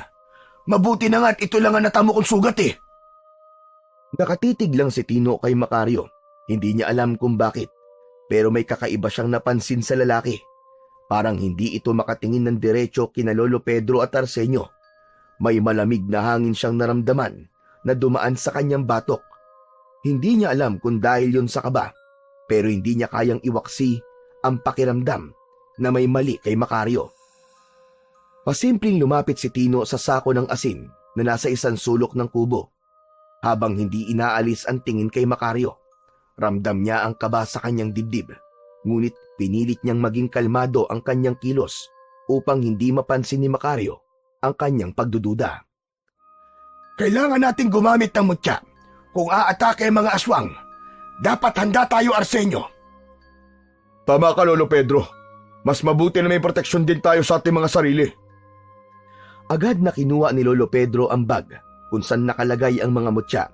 Ngunit laking gulat nilang lahat nang biglang hinablot ni Macario ang bag at mabilis itong lumayo habang may nakakatakot na ngisi. Sa harapan nila ay mabilis nagbago ang anyo ni Macario. Bagyang lumaki ang katawan nito at tumalim ang mga kuko at ngipin.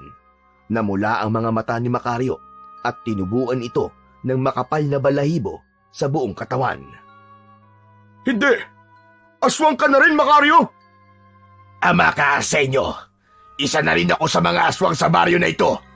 Akala nyo ba ay hindi makakaisip si Amparo ng paraan? Makalamang lang sa inyo. Inutusan niya akong kunin ang mga mutya upang wala na kayong panlaban sa amin. Nanginig sa galit si Tino. Alam niyang hindi sila maaaring magpatalo. Kailangan nilang gumawa ng paraan bago pa tuluyang maagaw ni Macario ang mga mutya. Kaya naman, mabilis siyang kumilos. Dumampot siya ng asin mula sa sako at walang pag-aalinlangang isinaboy niya yon kay Macario. Napasigaw sa labis na sakit si Macario habang unti-unting nilulusaw ng asin ang balat nito. Ngunit bago pa nila magamit ang pagkakataong yon upang makuha ang bag ng mga mutya, ay mabilis na tumakbo palabas ng kubo ang aswang na si Macario. Hindi pwedeng mawala sa atin ang mga mutya! Hindi maaari yun! Hindi na nagdalawang isip si Arsenio at mabilis itong lumabas upang habulin si Macario. Agad namang kinuha ni Lolo Pedro sa isang sulok ang dalawang itak na nakasabit sa dingding. Lumapit ito kay Tino at marahang hinawakan siya sa balikat. Tino, makinig ka sa akin. Kahit na anong mangyari, wag kang lalabas ng bahay. Ligtas ka rito. May mutya ng bawang ang bahay na ito. Pero Lolo, wala kayong mutya ni Kuya Arsenio. Paano kayo lalaban sa mga aswang? Bahala na ang Diyos sa amin, Apo. Pero hindi namin pwedeng pabayaan ang mga tao. Hindi namin nahayaang mapunta sa mga aswang ang mutya. At bago pa makapagsalita muli si Tino, mabilis na lumabas si Lolo Pedro at isinarado nito ang pinto. Mabilis na sumilip si Tino sa bintana. Sa ilalim ng mapusyaw na liwanag ng buwan, ay nakita niya si Lolo Pedro na inabot ang isang itak kay Arsenio. Kapwa nakaharap ang mga ito kay Amparo na nasaan yung aswang. Mahaba ang matutulis nitong kuko at ang kulubot nitong balat ay kulay abo. Nanlilisik ang namumula nitong mga mata habang may tumutulong malapit na laway sa bibig nitong may matutulis na mga pangil. Hindi na nakita pa ni Tino kung nasaan ang aswang na tumangay sa mga mutya. Sinabi ko na sa inyo noon na huwag kayong makialam. Pero sadyang matitigas ang ulo nyo. Hindi kayo matututo hanggat hindi nyo nararanasan ang tunay na kaparusahan sa mga kagaya nyong hahadlang sa akin. Kamatayan ang nararapat sa mga pipigil sa akin! Napasinghap si Tino na ikuyom niya ang kanyang mga kamao at naramdaman niya ang pagtagaktak ng malamig na pawis sa kanyang noo. Alam niyang mahihirapan sina Lolo Pedro at Arsenio na lumaban sa isang tulad ni Amparo dahil walang tangan na mutya ang mga ito. Hanggang sa nakita ni Tino ang mabibilis na pagkilos ni Amparo. Sa isang iglap, bigla itong sumugod kina Lolo Pedro at Arsenio. Napalunok si Tino nang makita niyang lumutang ito ng bahagya sa ere bago bumagsak sa lupa nang walang ingay. Sa bilis ng galaw ni Amparo ay nakalapit ito kay Arsenio. Mabuti na lamang at agad na nakailag si Arsenio sa mga kuko ng mangkukulam na aswang. Ngunit hindi nito inasahan ang sunod na kilos ni Amparo. Mula sa gilid ni Arsenio ay bumaon ang mga kuko ni Amparo na nag-iwan ng malalim na sugat. Napaatras si Arsenio habang mahigpit na hawak ang sugatang braso. Mahina! Napakahina nyo! Mabilis namang sumugod si Lolo Pedro habang hawak ang itak. Nagawa nitong mataga sa balikat si Amparo, ngunit labis na nagimbal si Tino nang hindi man lang nasugatan o nagalusan si Amparo sa pag-ataking yon ni Lolo Pedro. Nakangisi ang aswang habang dahan-dahang humarap kay Lolo Pedro. Walang silbi ang mga itak nyo sa akin. Akala nyo ba ay kayo lang ang may alam na orasyon? Baka nakakalimutan nyo na bukod sa pagiging aswang, ay isa rin akong mangkukulam. At bago pa makagalaw si Lolo Pedro, ay mabilis itong sinunggaban ni Amparo at kinagat nito si Lolo Pedro sa balikat. Matapos yun, ay malakas na ibinilibag ng aswang ang lolo ni Tino sa lupa. Napakapit si Lolo Pedro sa balikat nito. Bakas sa mukha nito ang labis na sakit. Muli namang sumugod si Arsenio. Tinaga nito sa balikat si Amparo. Pero gaya ng nangyari kanina, ay hindi bumaon ang talim ng itak sa katawan nito. Ngumisi si Amparo at hinawakan nito sa leeg si Arsenio at walang kahirap-hirap na itinaas ito. Wala kayong laban sa akin. Sisiguraduhin kong mamamatay kayo ngayong gabi! Sinubukan ni Arsenio na alisin ng kamay ni Amparo sa leeg nito, pero unti-unti nang nawawala ang lakas nito. Sa loob ng bahay ay patuloy na nanonood si Tino sa nangyayari sa labas. Hindi pwedeng nandito lang ako. Kailangan may gawin ako. Kailangan ko silang tulungan. Hanggang sa biglang may sumagi sa kanyang isipan, ang mutya ng pangil ng buhaya. Mabilis niyang hinugot mula sa kanyang bulsa ang mutya at tinitigan niya yon ng matiim. Ito lang ang natitirang pag-asa namin. Ito na lang ang mutyang meron kami. Hindi nagdalawang isip si Tino. Isinuot niya ang mutya sa kanyang leeg. Sa sandaling yon ay bigla niyang naramdaman ang kakaibang enerhiya na bumalot sa kanyang katawan. Parang may apoy na bumangon mula sa kanyang mga laman at pinupuno siya ng hindi maipaliwanag na lakas. Sa labas, hawak pa rin ni Amparo si Arsenio sa leeg. Hindi na kinaya ng lalaki at nabitiwan na niya ang itak. Doon na malakas na ibinalibag ni Amparo si Arsenio sa lupa. Si Lolo Pedro naman ay pilit bumabangon kahit hirap na hirap sa paghinga. Nang makita yun ni Tino, ay mas lalong nag-alab ang kagustuhan niyang tulungan ang dalawa. Kitang-kita niya kung paano pinaglalaruan ni Amparo sina Lolo Pedro at Arsenio. Sa kabila ng kanilang mga sugat, ay patuloy na lumalaban ng mga ito gamit ang kanilang natitirang lakas. Ngunit malinaw na walang kalaban-laban ang dalawa sa lakas at bilis ng aswang. Pilit na iniwasan ni Arsenio ang pag-atake ni Amparo. Sinubukan itong salagin ang matutulis na kuko ng aswang, ngunit wala talaga itong laban. Hindi makagalaw si Tino sa kinatatayuan niya. Ramdam niya ang takot, ngunit mas matindi ang pangamba niya sa maaaring mangyari kung hindi siya kikilos. Hindi pwedeng mamatay sina Lolo Pedro at Arsenio sa kamay ng aswang. Hindi pwedeng magtagumpay ang mangkukulam na aswang na si Amparo. Sa naisip na yun ni Tino, ay isang matinding determinasyon ang bumalot sa kanya. Naglakad siya palapit sa pinto at binuksan niya yun. Walang pagdadalawang isip na lumabas siya. Mabilis niyang kinuha ang mga itak na nahulog ni na Lolo Pedro at Arsenio. Napalingon sa kanya si Lolo Arsenio na halatang gulat at nag-aalala. Tino! Bumalik ka sa loob ng bahay! Bilisan mo! Bumalik ka sa loob! Lolo, huwag po kayo mag-alala. Nasa akin po ang mutya ng pangil ng buhaya. Napatingin si Amparo kay Tino at napangiti ito. Tila naaliw ito sa ideya ng isang bata ang lalaban sa kanya. Isa ka pang mangmang na gustong mamatay! Nang sumugod si Amparo kay Tino, ay mabilis niyang naiwasan ang pag-atake nito. Hindi tulad ni na Lolo Pedro at Arsenio, ay kayang sabayan ni Tino ang bilis ng aswang. Napansin yun ni Amparo at nagtaka ito kung paano nangyari yun. Sa isang mabilis na paggalaw, inundayan niya ng isang malakas na taga si Amparo sa balikat. Napaatras ang aswang at napakapit sa sugat nito. Alam ni Tino na nagawa niyang masugatan si Amparo dahil sa tulong ng mutya na tangan niya. Nagsalubong ang kanilang mga mata at hindi na nagsayang ng oras pa si Tino. Muli siyang sumugod kay Amparo. Sinubukan ni Amparo na depensahan ang kanyang sarili, ngunit hindi na nito natapatan ang bilis at lakas ni Tino. Sunod-sunod ang mga sugat na lumitaw sa katawan ng aswang mula sa dalawang itak ni Tino. Nang bahagyang makalayo si Amparo, ay malakas itong sumigaw. Hindi! Hindi mo ako matatalo! Isa ka lamang bata! Tapos na ang sumpa mo, Amparo. Itong tinatawag mong bata ang tatapos sa'yo at sa sumpa mo. Sa huling pagkakataon, sinubukan pang sumugod ni Amparo. Sinalubong ni Tino si Amparo at matagumpay niyang naibaon ng sabay ang dalawang itak sa leeg ni Amparo. Nang hugutin niya ang mga itak, ay bumagsak si Amparo sa lupa.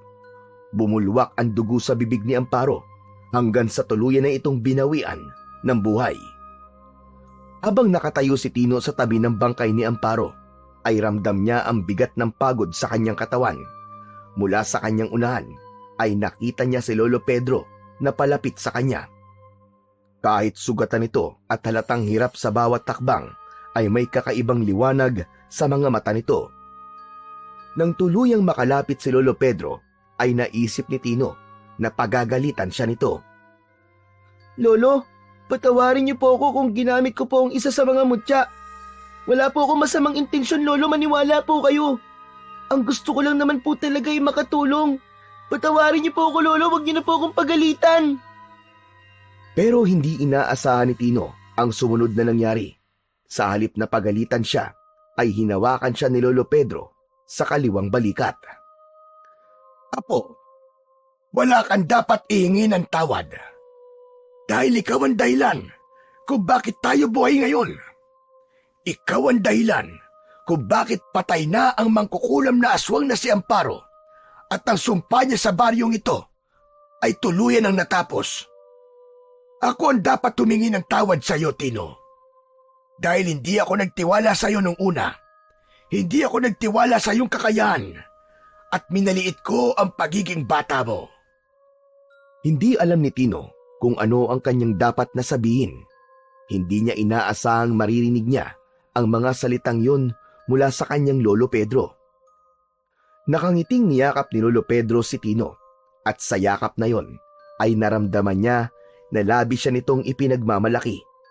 Napangiti naman si Tino nang makita niya ang kanyang kuya Arsenio na nakatingin sa kanilang dalawa.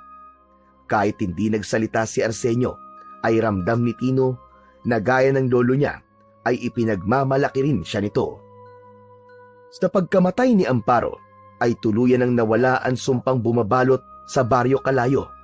Ang mga taong naging aswang ay bumalik na uli sa pagiging normal na tao. Ang takot na matagal nang bumalot sa lugar ay unti-unting napalitan ng pag-asa at bagong simula. Samantala, sina Tino at Lolo Pedro naman ay nanatiling nakatira sa bahay ni Arsenio habang ang mga mutyang ninakaw ni Macario ay nabawi nila. Maraming tao ang nagpasalamat sa kanila, lalo na sa batang si Tino, na hinangaan ng buong baryo dahil sa kanyang tapang. Sa kabila ng murang edad, napatunayan ni Tino na hindi nasusukat sa edad ang pagtulong sa nakararami. At sa maliit na baryo na yon ay muling nagsimula ang panibagong buhay ni Tino at Lolo Pedro, kasama ang bago nilang pamilya na si Arsenio.